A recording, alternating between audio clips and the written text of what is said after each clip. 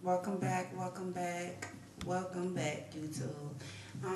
Thank you for tuning in to a new edition of Exposed, where today we're going to be talking about how we can get Detroit back and get everything back on track here. And my guest today is a professor, Jack Austin, and he majors in financial management. How are you all doing?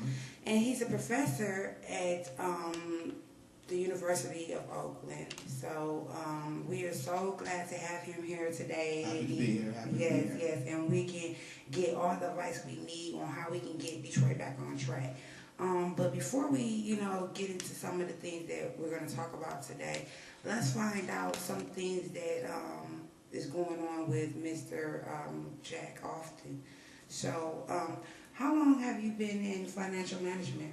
Well, young lady, I've been in financial management for about 6 months. As of right now, I work with a young company, and it goes by the name of JJ Bean Factory. I have a contract with them. I've heard of them. Okay. And what would you do to save Detroit? Well, me personally, I know one of the things I would love to do to save our beloved city is I would put all the money I have into the city, or at least part of it, invest in the city. Yes, that's very positive, because I always say if I ever got to hit a lottery or anything here or made it big, I'm going to fully represent my city. And so if you were in charge, who would you fire and who would you promote? Well, I know that one of the first people I would get rid of would be the current mayor, and I would promote the whole city council to the point that the mayor is doing, but I would also hold a new election for like maybe another mayor in about 6 to 8 months. Give them time. True. Okay. So let's move on to some of last week's updates. This is the portion where, I just give you updates on some of the episodes you might have missed and just let you know what we talk about here on Exposed, where the truth is revealed. Last week we had Kilpatrick, discussed about how he had no involvement with his best friend Bobby Ferguson with the racketeering ring that's going on right now. I mean, he has numerous charges going on, but right now this is his latest charge, and he's just saying him or his family has nothing to do with any of that's going on. So that's basically where we at with him right now. And then we have Dave Bean, who has been attending meetings, and sitting with city council, trying to find a plan on how to save Detroit. So I do think that that's a good, positive move for him to be making, for him to be the mayor of Detroit, because I know it's so much financially that he could do, or maybe invest in our city a little bit more. Oh, yeah. Yeah, so some of our other updates, last week we were talking about little Bianca Jones, who came up missing weeks ago. Father stated that she came up missing after he was robbed by gunpoint. They took the car as well as little Bianca. Finding out evidence over the course of weeks, finding out that he has been convicted of other charges previously. He's not been very honest after police get cadaver dogs to the home, finding that there has been human remains near the baby's car seat, in the backyard. Wow. It just was so shocking to me as an individual, and I know so many other Detroiters are very shocked to believe that he could sit on television and put on that cry the way he did. Mm-hmm. So police need a warrant to search his yard or to even arrest him. They also need to find little Bianca alive or deceased. I hate to say that, so they can get some type of DNA to trace back to find out what is going on and how we can get her back home for her mother to be in peace. So anybody who can give it any information about little Bianca Jones, they can always log on to her mom's page, Facebook, call police and let them know any information that you may know about what's going on with her. As well, we also have Kalisha, a.k.a. Mocha, that's missing here from Detroit. She's a mother of 6, and she has been missing also over 2 weeks now. And her mother's been searching and searching for her. Like I said, she's a mother of 6. She left for work early morning, has not returned home with the 3 men that she was in the car with. They have no information on them. She has been called on some leads that have not led her to her daughter, but she was caught on a lead where she found a young man's body there who was deceased. So basically what we need for you Detroiters to do is just get together and try to do as much as you can to get these people found. Log on to these pages or call the police if you know anything or anything that can help bring these people home. Kalisha, aka Mocha, also has her own page where her family are doing search parties and trying to do whatever it takes. So you can go on to facebook.com at Kalisha Madden's page and give any likes or comments or anything that you want to do, because I really feel so bad for them and their families. So moving on to this week's updates, which I think is, more of a better, lighter talk. But last night on Atlanta's Housewives, I was really tripping because I'm like, I personally think that Sheree was very ungrateful the way she treated Phaedra after she helped support her in getting return monies from her ex-husband, who is an ex-football player who does not want to pay child support at all now. But, I do think that she could have, first of all, been more prompt when paying someone for their services. And wanting the best services, you have to be on it. She was really slacking as far as with paying Phaedra, but, she put up with it and she dealt with it. So I think that it sucks that she would be the type of person who would say she wasn't doing her job, but she clearly didn't know anything about the court systems. It's also good that they both seen that you can't mix, business with friendships. And, they ended up, she dropped her as her lawyer, and Phaedra was pretty much fine with that, which I do not blame her, because, I wouldn't have put up with the attitude that Sheree had towards her anyway. But moving on, also some great news that's going on, which it looks like the Lions may be making it to the playoffs. After 20 years of us not really making it where we need to go, at least one of our teams will be doing something positive here in Detroit. Also, I want to just tell people to keep supporting Detroit, and, anything that you can find yourself getting your hand into in Detroit, I think is positive, and it's good for the city to see people that's from here, the citizens, putting all the work in that they can to get us back where we need to be. And so, moving on to today's topic, which is how can we get Detroit back? We have Mr. Jack Lofton here, who really is a great professor at Oakland University, and he's going to answer all the questions we need to know about this. So, Mr. Lofton, yes, who do you think is damaging Detroit, and why? It's a real tough question. Okay. But I believe it's a collective effort, I think it has to do with both. It comes from the top politicians all the way down to me and you, just the regular citizens, and they just damaging it, because the politicians are lying at all, they pockets, and the citizens, we just not doing nothing to stop it. It has to stop. Yes, true. And I think we all should work together to do this, because what people don't realize, when they talk about us as a city, they're not saying one certain group, or the group that has the money, the group that has the best clothes, the group that has, the best cars. It's all one as a city. And what people don't also realize is if we don't start sticking together to make these things disappear, it will overtake us as a city. So, do you think that we, as the citizens of Detroit, have done enough to save Detroit? And if you say, that you believe this is true, why? If no, then why? I don't think that we have done enough, but I do think that we have done our part so far as paying the taxes and stuff, but we need to really help our city look good to the potential investors that could have come here, and as us, as far as the regular, people, I think that we have to cut the whole crime rate down. We have to get rid of that. Yeah, we have to know that, what we do here in the city affects us as a whole. Like I said, once again, going back to people always believing that, what I do has nothing to do with what goes on here, and, what they do don't make me eat, I don't eat off of that. But that's not true, because we're all are, some of the reasons why and if Detroit ever prospers. You have to understand that you are a part of Detroit's life and living, so that is important to know. So what can we do to get the crime rate down, do you think?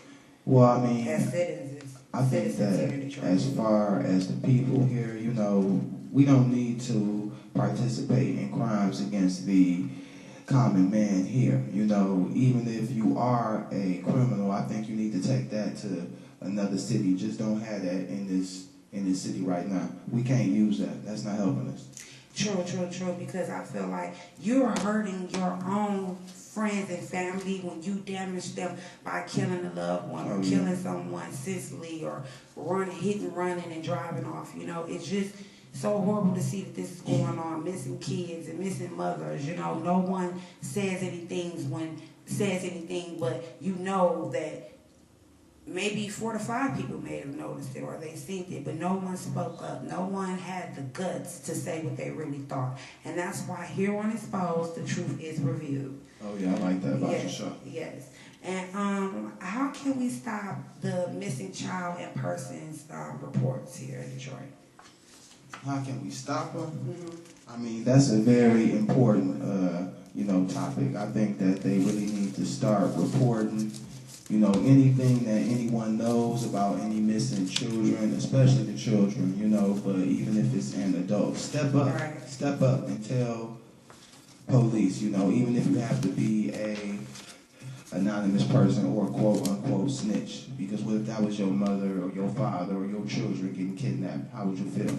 True, and so many people are always worried about, I don't want to lose my life. But let me tell you who the punk is. The punk is the person who says they're scared to speak up when they've seen something. If that was your daughter, your mother, your father, wouldn't you want someone to say something for you? Or wouldn't you want someone to step forward? Because I feel that is the reason why murders happen in our community here, and no one knows what. And it will continue to happen without the support of the citizens here in Detroit. So where do you think all the money has gone in Detroit, and how can we get some of that money returned to us, do you think? I think that's an easy question, and as everybody knows, it's going to the politicians' pockets. I believe that they have it, and I believe in order to get it back, we have to prosecute those who have taken the money. Bring them to justice. Mm-hmm. Bring the system to justice, please. Yes, and if you know something, tell it. Don't be afraid. Don't say that, I'm not going to say this because the person next to me, he doesn't believe that that's right. It's not about what, if you know something isn't right, speak up. That's my point. We all have our own opinions, but right is right and wrong is wrong. Exactly, Manda. And so, why don't you name one step that must be made in Detroit to get those funds returned?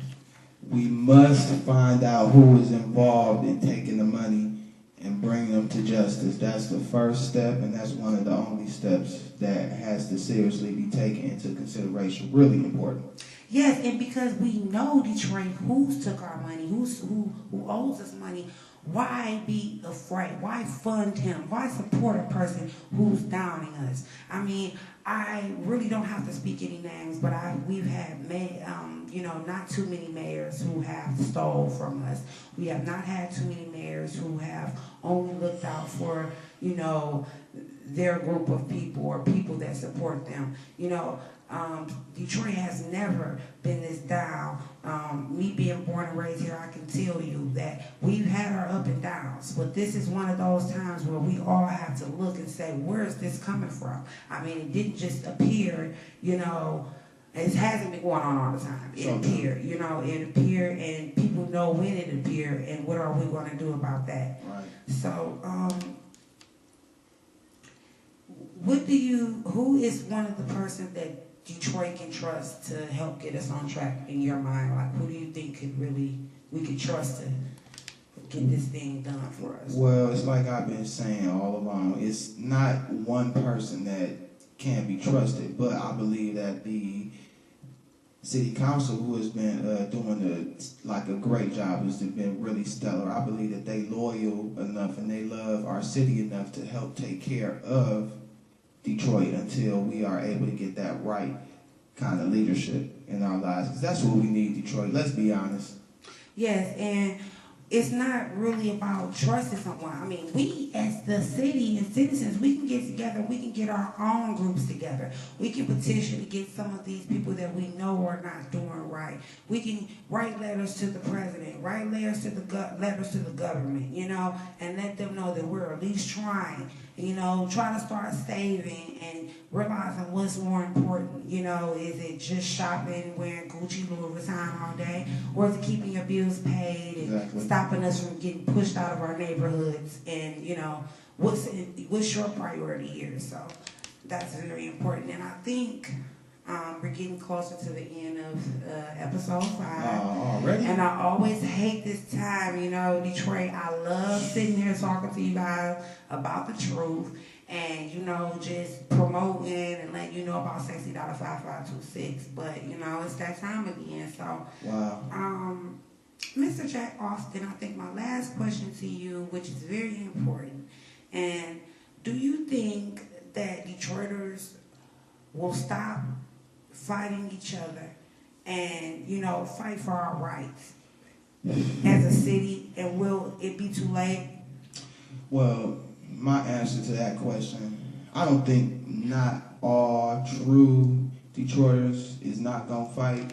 The ones that's not true is not going to fight, you know, unless we all step up now, Detroit, now we're going to lose our city. Black power. And, I mean, it's so important because as a city, we can do this.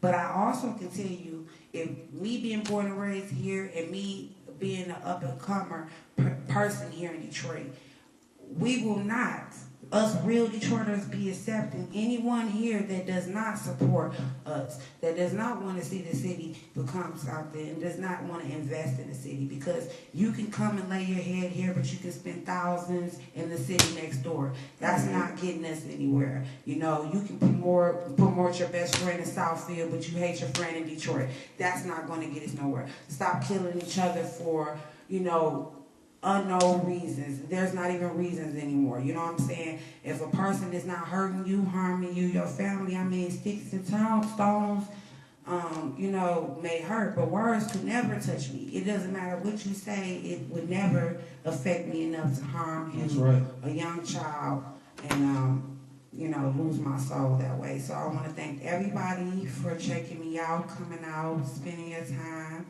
And always know there will be new hot episodes every week with new guests.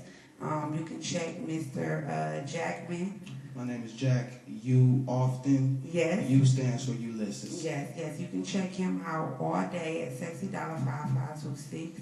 You can always check out this episode every time or anytime you want to at Facebook.com or at YouTube.com.